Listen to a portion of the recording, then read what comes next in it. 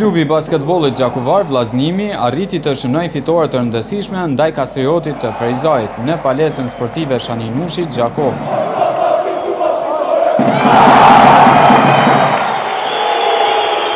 Me këtë fitore me një diferencë për 22 pikësh, Vllaznimi është ngritur në vendin e 5 me 15 pikë.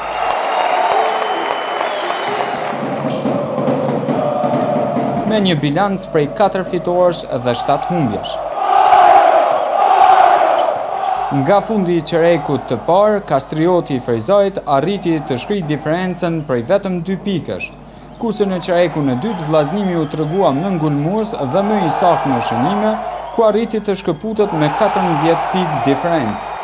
Ndërsa në qerekun e tretë dhe të katërt, diferenca arriti kulmin, ku 6 minuta pa përfunduar ndeshja, diferenca shkoi deri në 29 pikë në anën e klubit të basketbollit Vllaznimi.